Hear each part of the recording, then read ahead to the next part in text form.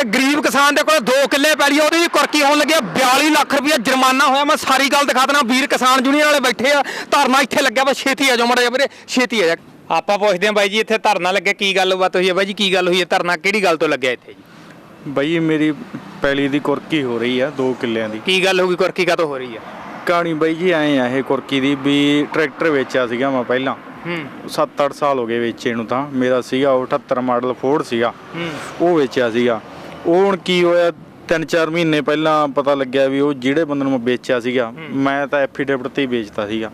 ਮੈਨੂੰ ਇੰਨਾ ਪਤਾ ਨਹੀਂ ਸੀਗਾ, ਉਹ ਬੰਦੇ ਨੇ ਨਾਂ ਨਹੀਂ ਕਰਾਇਆ ਆਪਦੇ। ਉਹ ਤੋਂ 4-5 ਮਹੀਨੇ ਪਹਿਲਾਂ ਬੰਦਾ ਮਰ ਗਿਆ ਉਹਦੇ ਥੱਲੇ ਆ ਕੇ। ਉਹ ਹੁਣ ਜੱਜ ਨੇ ਕਲੇਮ ਮੈਨੂੰ ਪਾਤਾ 42 ਲੱਖ ਰੁਪਏ ਦਾ। ਉਹ ਹੁਣ ਕਲੇਮ ਦੇ ਚੱਕਰ 'ਚ ਮੇਰੇ ਕੋਲ ਤਾਂ ਹੁਣ ਇੰਨੇ ਹੈ ਨਹੀਂ ਗੇ ਕੁਛ। ਉਹ ਕਹਿੰਦੇ ਇਹਦੀ ਪੈਲੀ ਦੀ ਕੁਰਕੀ ਕਰੋ। ਮੇਰੇ ਕੋਲ 2 ਹੀ ਕਿੱਲੇ ਵਾਹਣ ਹੈ, ਉਹਦੀ ਕੁਰਕੀ ਕਰ ਰਹੇ ਆ। ਉਹਦੇ ਸੰਬੰਧ ਦੇ ਵਿੱਚ ਫਿਰ ਯੂਨੀਅਨ ਨੇ ਮੇਰੇ ਨਾਲ, ਪਿੰਡ ਦੀ ਯੂਨੀਅਨ ਹੈ, ਉਹਨਾਂ ਨੇ ਮੇਰੇ ਨਾਲ ਧਰਨਾ ਲਵਾਇਆ। ਧੱਕਾ ਕਰ ਰਿਹਾ ਮੇਰੇ ਨਾਲ। ਮੇਰਾ ਕੋਈ ਬਈ ਲੈਣਾ ਦੇਣਾ ਨਹੀਂ। ਮੈਂ ਅਨਪੜ੍ਹ ਬੰਦਾ, ਮੈਨੂੰ ਪਤਾ ਹੈ ਨਹੀਂ ਗਾ ਉਹਦਾ। ਮੈਨੂੰ ਐਂ ਪਤਾ ਹੀ ਨਹੀਂ ਸੀ ਵੀ RC ਵੀ ਨਾ ਕਰਾਉਣਾ ਹੁੰਦਾ। ਉਹ ਨਾ ਉਹਨੇ ਕਰਾਇਆ ਨਹੀਂ ਬੰਦੇ ਨੇ। ਅਤੇ ਆਹ ਹੁਣ ਮੈਨੂੰ 42 ਲੱਖ ਪਾਤਾ ਇਹਨਾਂ ਨੇ। ਮੈਂ ਕਿੱਥੋਂ ਭਰੂੰਗਾ ਹੁੰਦਾ ਸੀ? ਸਾਰੀ ਗੱਲ ਬਾਈ ਜੀ, ਟਰੈਕਟਰ ਵੇਚਿਆ ਸੀ ਇਹਨੇ ਜਿਹੜਾ 5-7 ਸਾਲ ਪਹਿਲਾਂ। ਉਹ ਹੁਣ ਜਿਹਨੂੰ ਵੇਚਿਆ ਸੀ ਉਹਦੇ ਕੋਲ ਐਕਸੀਡੈਂਟ ਹੋ ਗਿਆ, ਐਫੀਡੇਵਿਟ ਤੇ ਵੇਚ ਬੈਠਾ। ਨਾ ਇਹਦੇ ਬੋਲਦਾ ਟਰੈਕਟਰ RC ਇਹਦੇ ਨਾਂ ਸੀ, ਤੇ 2 ਕਿੱਲਿਆਂ ਦੇ ਕੁਰਕੀ। ਆਪਾਂ ਬਾਕੀ ਯੂਨੀਅਨ ਵੀ ਬੈਠੀ ਆ, ਉਹਨਾਂ ਨਾਲ ਵੀ ਗੱਲ ਕਰਦੇ ਗਏ ਨੇ ਜੀ। ਕੀ ਗੱਲ ਹੋਈ ਹੈ? ਇਹੀ ਗੱਲ ਹੈ ਜੀ। ਇਹ ਜੀ ਜੋ ਪੁਰਾਣੀ ਮਸ਼ੀਨਰੀ ਹੈ ਜਿਹੜੀ ਉਹ 15 ਸਾਲ ਇਹਨਾਂ ਨੇ ਪੁਰਾਣੀ ਮਸ਼ੀਨਰੀ ਨਾ ਹੋਣੋਂ ਬੰਦ ਕਰਤੀ ਹੈ ਜੀ। ਅਗਲਾ ਲੈ ਲੈਂਦਾ ਐਫੀਡੇਵਿਟ ਤੇ ਚਲਾਈ ਜਾਂਦਾ। ਜੇ ਨੁਕਸਾਨ ਹੁੰਦਾ ਤਾਂ ਗਾਹਾਂ ਵਾਲੇ ਨੂੰ ਪੈਂਦਾ, ਮਾਲਕ ਨੂੰ ਫੜਦੇ ਫਿਰ ਮਾਲਕ ਨੂੰ ਫੜ ਲੈਂਦਾ, ਕਾਪੀ ਭਾਲ ਲੈਂਦੇ ਉਦੋਂ ਜੀ। ਜਾਣੇ ਇਹ ਨਾ ਨਹੀਂ ਕਰਦੀ ਗਵਰਨਮੈਂਟ। ਇਹਦਾ ਹੱਕ ਨਹੀਂਗਾ। ਜਦੋਂ ਆਪਾਂ ਦੇਤਾ ਉਸ ਐਫੀਡੇਵਿਟ ਤੇ ਅਗਲੇ ਦੇ ਨਾਂ ਹੋਣੀ ਚਾਹੀਦੀ ਚੀਜ਼ ਹੈ। ਕੀ ਚਾਹੁੰਦੇ ਹੋ? ਬਦਲੇ ਕਾਨੂੰਨ? ਇਹ ਕਾਨੂੰਨ ਬਦਲਣਾ ਚਾਹੀਦਾ। ਜਦੋਂ ਅਗਲੇ ਨੇ ਮਸ਼ੀਨਰੀ ਦੇਤੀ, ਵੇਚਤਾ, ਤੇ ਉਹ ਵੇਚਿਆ ਵਾ ਅਗਲਾ ਉਹਦੇ ਨਾਂ ਕਰਾ ਲੇ। ਜੇ ਨਾ ਕਰਾਊਗਾ ਤਾਂ ਆਪੇ ਕਲੇਮ ਉਹਨੂੰ ਪਊਗਾ ਜਿਹੜੀ ਕੋਈ ਗੱਲਬਾਤ ਹੋਊਗੀ। ਚਲਾਉਂਦਾ ਹੋਰ ਆ, ਵੇਚਿਆ ਹੋਰ ਨੇ ਹੈ, ਕਾਪੀ ਅਗਲੇ ਨਾਲ ਪਈ, ਉਹ ਪਿਛਲੇ ਨਹੀਂ ਮਤਲਬ ਬੋਲੀ ਜਾਂਦਾ। ਤੇ ਜੋ ਕੋਈ ਗੱਲਬਾਤ ਹੋਊ ਤਾਂ ਫੜਨਾ ਤਾਂ ਕਾਪੀ ਵਾਲੇ ਨੂੰ ਹੀ ਹੈ, ਤੇ ਉਹ ਆਪ ਨਿਕਲ ਜਾਂਦਾ। ਜਾਂ ਫਿਰ ਇਹ ਹੋਵੇ ਜੇ 15 ਸਾਲਾਂ ਬਾਅਦ ਉਹ ਬੰਦ ਕਰਨੇ ਜਾਂ ਪੱਕਾ ਹੀ ਬੰਦ ਕਰੇ ਸਰਕਾਰ ਫਿਰ? ਹਾਂ, ਪੱਕਾ ਬੰਦ ਕਰ ਦੇਵੇ ਉਸ ਨੂੰ। ਜੇ ਪੱਕਾ ਬੰਦ ਕਰੇ ਤੇ ਉਹਦੇ ਵਿੱਚ ਆਪਾਂ ਨੂੰ ਜਿਹੜਾ ਲੈਂਦਾ ਟਰੈਕਟਰ ਜਾਂ ਚਲਾਉਂਦਾ ਹੈ, ਆਪੇ ਨਫਾ ਨੁਕਸਾਨ ਦਾ ਮਾਲਕ ਉਹ ਹੈ। ਜਿਹਨੇ ਵੇਚਤਾ ਉਹ ਹੋਣਾ ਨਹੀਂ ਚਾਹੀਦਾ ਗਾ, ਕਿਉਂਕਿ ਉਹਦਾ ਤਾਂ ਜੋ ਦੇ ਹੀ ਦਿੱਤਾ ਟਰੈਕਟਰ, ਪਿੰਡ 'ਚੋਂ ਪਤਾ ਕੀਤਾ ਜਾਵੇ ਵੀ ਇਹਦੇ ਕੋਲ ਸੀਗਾ ਕਿ ਉਹਦੇ ਕੋਲ ਹੈ ਟਰੈਕਟਰ। ਉਹ ਤਾਂ ਪਿੰਡ ਵਾਲੇ ਆਪੇ ਦੱਸਣਗੇ ਵੀ ਹਾਂ ਇਹਨੇ ਵੇਚਤਾ ਸੀ, ਵੀ ਇਹਨੂੰ ਲੋੜ ਅਨੁਸਾਰ ਆਪਾਂ ਚੀਜ਼ਾਂ ਵੇਚਦੇ ਵੀ ਹਾਂ, ਲੈਂਦੇ ਵੀ ਹਾਂ, ਦਿੰਦੇ ਵੀ ਹਾਂ। ਤੇ ਇਸ ਦੇ ਵਿੱਚ ਆਪਾਂ ਨੂੰ ਆਹੀ ਚੱਕਰ ਪੈਂਦਾ ਵੀ ਇਹ ਗੌਰਮੈਂਟ ਦਾ ਕਾਨੂੰਨ ਸਹੀ ਨਹੀਂ ਗਾ। ਹੋਰ ਕੀ ਕਹਿਣਾ ਚਾਹੁੰਦੇ ਫਿਰ? ਕਿੰਨੇ ਦਿਨ ਹੋ ਗਏ ਹੁਣ ਇੱਥੇ ਬੈਠਿਆਂ ਨੂੰ? ਇੱਥੇ 4-5 ਦਿਨ ਹੋ ਗਏ ਸਾਨੂੰ ਬੈਠਿਆਂ ਨੂੰ। ਹੁਣ ਮੇਰੀ ਤਾਂ ਸਰਕਾਰ ਨੂੰ ਵੀ ਤੇ ਜੱਜ ਸਾਹਿਬ ਨੂੰ ਇਹੀ ਹੈ ਵੀ ਇਹ ਕਾਨੂੰਨ 'ਚ ਬਦਲੀ ਕਰੋ।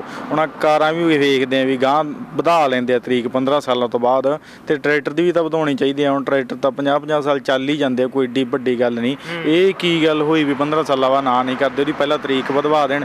ਤੇ ਜੇ ਫਿਰ ਐਫੀਡੇਵਿਟ ਨੂੰ ਜਾਂ ਤਾਂ ਫਿਰ ਮੰਨਣ ਇਹ, ਜੇ ਨਹੀਂ ਮੰਨਦੇ ਤਾਂ ਫਿਰ ਐਫੀਡੇਵਿਟ ਬਣਾਉਂਦੇ ਹੀ ਕਿਉਂ ਆ? ਉਹਦੇ ਰੁਪਈਏ ਕਿਉਂ ਲਵਾਉਂਦੇ? ਫਿਰ ਬੰਦ ਹੀ ਕਰਾ ਦੇਣ ਫਿਰ ਐਫੀਡੇਵਿਟ।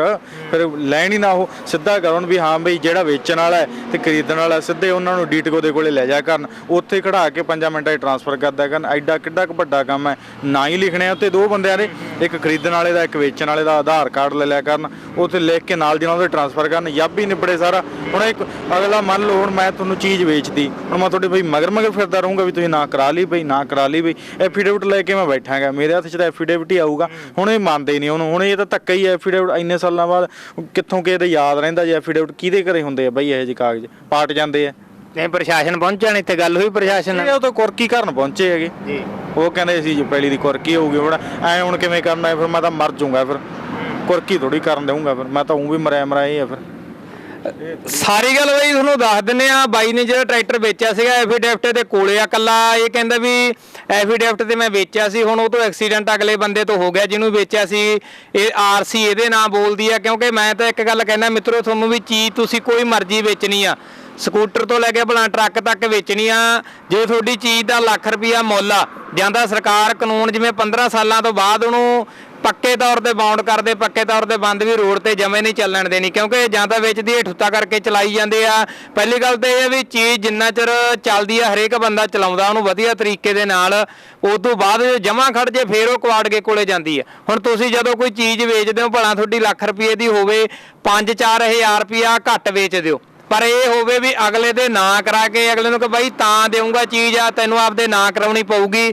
ਬਹੁਤ ਸਾਰੇ ਕੇਸ ਆਪਾਂ ਵੇਖਦੇ ਆ, ਇਦਾਂ ਦੀਆਂ ਵੀਡੀਓ ਵੀ ਆਉਂਦੀਆਂ ਆਪਾਂ ਵੇਖਦੇ ਆ ਜਿੱਥੇ ਜਿਹੜਾ ਮਾਲਕ ਹੁੰਦਾ ਉਹ ਰਗੜਿਆ ਜਾਂਦਾ, ਉਹਦੇ ਕੋਲੋਂ ਚੀਜ਼ ਭਲਾ ਸਾਲ ਪਹਿਲਾਂ ਕੋਈ ਲੈ ਜੇ, 2 ਸਾਲ ਲੈ ਜੇ, 5 ਸਾਲ, ਜਿੱਥੇ ਜਾ ਕੇ ਐਕਸੀਡੈਂਟ ਹੋ ਜਾਂਦਾ ਫਿਰ ਉਹ ਮਾਲਕ ਹੈ ਜਿਹੜਾ ਫਸ ਜਾਂਦਾ। ਇਹ ਗਰੀਬ ਕਿਸਾਨ ਆ ਵਿਚਾਰਾ ਫਸ ਗਿਆ, 2 ਕਿੱਲੇ ਇਹਦੇ ਕੋਲੇ ਜ਼ਮੀਨ ਆ, ਉਹਦੀ ਵੀ ਕੁਰਕੀ ਹੋਣ ਲੱਗੀ ਆ, 42 ਲੱਖ ਰੁਪਇਆ ਜੁਰਮਾਨਾ, ਬਹੁਤ ਵੱਡਾ ਇਹ ਮੰਦਭਾਗੀ ਘਟਨਾ ਵੀ ਕਹਿ ਸਕਦੇ ਆ ਤੇ ਇਹਦੇ ਨਾਲ ਧੱਕਾ ਵੀ ਆ। ਕਿਉਂਕਿ ਜਿਵੇਂ ਗਿਆਨੀ ਜੀ ਨੇ ਦੱਸਿਆ ਵੀ ਪਿੰਡ ਦੇ ਲੋਕਾਂ ਨੂੰ ਆਂਢ ਗੁਆਂਢ ਨੂੰ ਪਤਾ ਹੁੰਦਾ ਵੀ ਇਹਦੇ ਕੋਲੇ ਆ ਮਸ਼ੀਨਰੀ ਸੀ, ਇੰਨਾ ਟਾਈਮ ਇਹਨੇ ਰੱਖੀ ਆ, ਫਿਰ ਵੇਚਤੀ ਸੀ ਉਹ, ਕਿਉਂਕਿ ਜਿਉਂਦਾ ਜਾਗਦਾ ਬੰਦਾ ਜਾਂ ਆਂਢ ਗੁਆਂਢ ਇੱਕ ਪ੍ਰੂਫ ਦੇ ਤੌਰ ਤੇ ਉਹ ਗਵਾਹੀ ਵੀ ਦੇਣ ਨੂੰ ਤਿਆਰ ਆ। ਪਰ ਸਰਕਾਰ ਨੂੰ ਕੋਈ ਸੋਚਣਾ ਚਾਹੀਦਾ, ਇਦਾਂ ਦੇ ਬਹੁਤ ਜ਼ਿਆਦਾ ਮਸਲੇ ਆ। ਪਹਿਲੀ ਗੱਲ ਤਾਂ ਇਹ ਆ ਜਿਹਨੇ ਵੇਚਣੀ ਆ 5-4 ਹਜ਼ਾਰ ਰੁਪਇਆ ਘੱਟ ਵੇਚ ਦਿਓ, ਅਗਲੇ ਨੂੰ ਆਰਸੀ ਨਾ ਕਰਾ ਦਿਓ, ਨਹੀਂ ਤਾਂ ਫਿਰ ਸਰਕਾਰ ਨੂੰ ਕੋਈ ਨਾ ਕੋਈ ਬਦਲਾਅ ਜਿਹੜਾ ਕਾਨੂੰਨ ਆ ਉਹ ਕਰਨਾ ਚਾਹੀਦਾ। ਇਸ ਵੀਰ ਦੇ ਹੱਕ 'ਚ ਆਪਾਂ ਵੀ ਖੜੇ ਆ ਕਿਉਂਕਿ ਜ਼ਰੂਰੀ ਆ ਹੱਕ ਦੇ ਵਿੱਚ ਖੜਨਾ ਚਾਹੀਦਾ। ਇਦਾਂ ਕੁਰਕੀ ਇਹਦੀ ਨਹੀਂ ਹੋਣ ਦਿੱਤੀ ਜਾਵੇਗੀ, ਉਹੀ 2 ਕਿੱਲੇ ਆ ਉਹਦੇ ਨਾਲ ਹੀ ਇਹ ਬੱਚੇ ਪਾਲਦਾ, ਜਿਹੜਾ ਇਹਦੀ ਜ਼ਿੰਦਗੀ ਦਾ ਜਿਹੜਾ ਗੁਜ਼ਾਰਾ ਲੰਘਦਾ। ਨਹੀਂ ਫਿਰ ਹੁਣ ਬਾਈ ਜੀ ਕੁਰਕੀ ਜਿਵੇਂ ਨਹੀਂ ਹੋਣ ਦਿੱਤੀ ਜਾਣੀ, ਜਾਂ ਇਹ ਗੱਲ ਆ ਤੁਸੀਂ ਲਾਇਆ ਧਰਨਾ, ਫਿਰ ਕੀ ਲੱਗਦਾ ਵੀ ਹੁਣ ਇਹ ਸਰਕਾਰ ਸੁਣੂਗੀ ਤੁਹਾਡੀ ਗੱਲ ਜੱਜ ਸਾਹਿਬ?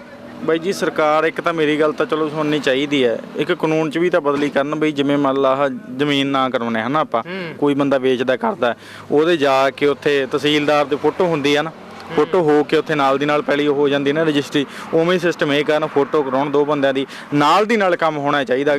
ਗਾਂ ਦਾ ਯੱਬ ਨਿਬੜੇ ਉਸੇ ਦਿਨ ਹੋ ਗਏ। ਇਸ ਹਿਸਾਬ ਨਾਲ ਜਿਹੜੇ ਹਿਸਾਬ ਨਾਲ ਇਹ ਚਲਾਈ ਜਾਂਦੇ ਵੀ ਇਹ ਤਾਂ ਆਰਸੀ ਵਾਲੇ ਨੂੰ ਫੜਨਾ, ਇਸ ਹਿਸਾਬ ਨਾਲ ਤਾਂ ਬਈ ਕਿਸੇ ਨੇ ਚੀਜ਼ ਮੰਗ ਵੀ ਨਹੀਂ ਦਿਆ ਕਰਨੀ ਕਿਸੇ ਨੂੰ। ਮੰਨ ਲਓ ਮੈਂ ਤੁਹਾਨੂੰ ਦੇਤੀ, ਗਾਂ ਜਾ ਕੇ ਤੁਸੀਂ ਰੋਕ ਤਾਂ ਮੈਨੂੰ ਚੱਕ ਲੈਣਗੇ, ਉਹ ਤਾਂ ਤੁਹਾਨੂੰ ਤਾਂ ਕਿਸੇ ਨੇ ਪੁੱਛਣਾ ਹੀ ਨਹੀਂ। ਭਰਾਪਾ ਖਤਮ ਹੋਊ, ਇਸ ਖਤਮ ਹੀ ਹੋਊਗਾ ਬਈ। ਚੀਜ਼ ਕਿਉਂ ਦੇਊਗਾ? ਸਕੇ ਧੀ ਪੁੱਤ ਨੂੰ ਨਹੀਂ ਬੰਦਾ ਚੀਜ਼ ਦੇਊਗਾ, ਕਿਉਂ ਦੇਊਗਾ? ਅਗਲੇ ਨੂੰ ਰਿਸਕ ਹੀ ਰਿਸਕ ਹੈ। ਮੰਨ ਲਓ ਮੈਂ ਚੀਜ਼ ਤੁਹਾਨੂੰ ਦੇਤੀ ਵੀ ਚੱਲ ਤੂੰ ਲੈ ਜਾਣੀ ਹੈ ਲੈ ਜਾ, ਉਹ ਤਾਂ ਯੱਬ ਹੀ ਖੜਾ ਹੋ ਜਾਊਗਾ। ਗਲਤ ਆ ਨਾ ਫਿਰ ਉਹ ਤਾਂ ਚੀਜ਼। ਇਹ ਤਾਂ ਸੋਚਣਾ ਚਾਹੀਦਾ ਬਈ ਇਹ ਕਾਨੂੰਨ ਮਾੜਾ ਮੋਟਾ ਇਹਨਾਂ ਨੂੰ ਬਦਲੀ ਕਰਨਾ ਚਾਹੀਦਾ, ਨਹੀਂ ਤਾਂ ਨੁਕਸਾਨ ਹੋਊਗਾ। ਸੋ ਪਲ ਪਲ ਦੀ ਖਬਰ ਤੁਹਾਡੇ ਤੱਕ ਜਸਕਰਨ ਸਿੰਘ ਮਲੂਕਾ, ਧੰਨਵਾਦ ਜੀ।